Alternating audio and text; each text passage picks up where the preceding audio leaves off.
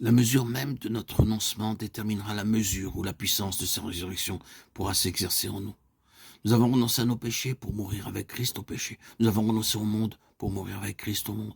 Et maintenant nous renonçons au moi, ce qui ouvre au Seigneur la porte de notre cœur et lui permet d'y entrer.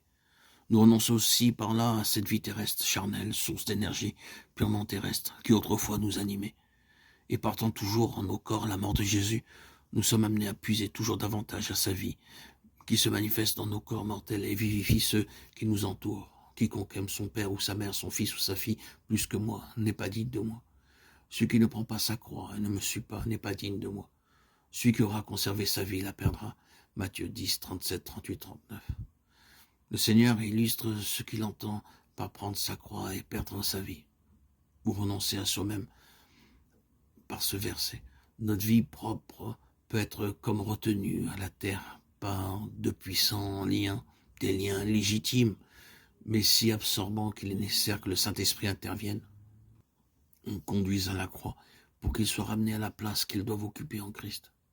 C'est dans la vie de famille et de relations terrestres que l'épée de l'esprit est le plus nécessaire pour séparer les éléments charnels des spirituels, car il est presque impossible qu'à un moment donné, les droits du crucifié n'entrent pas en conflit avec les liens de l'affection.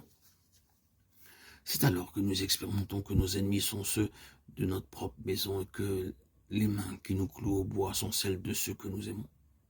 C'est alors que nous entendons le Maître nous dire « Celui qui aime les siens plus que moi n'est pas digne de moi ». Si, le cœur brisé, nous déposons au pied du Seigneur ce qu'il demande, ces liens de famille qui nous retenaient. Si nous perdons tout par amour pour lui, tout nous sera rendu, transfiguré, centuplé par les joies du ciel. Il faut qu'il en soit ainsi chez tous ceux qui suivent l'agneau. Et si pas à pas nous marchons avec lui, si en toute chose nous recherchons la volonté de Dieu, alors le jour viendra, comme il va aussi pour notre divin modèle, où nos frères croiront en nous et où ces paroles s'accompliront à la lettre. Celui qui perdra sa vie la retrouvera.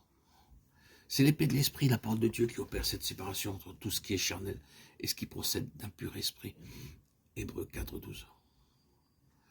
Si comme nous y sommes exhortés, la parole demeure en nous abondamment et qu'elle opère cette séparation, nous devons aussitôt haïr tout ce qu'elle nous révèle comme charnel et l'abandonner, le perdre, le mener à la croix.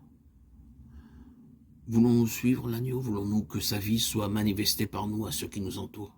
Alors, il nous faut connaître les profondeurs de la croix, de sa croix.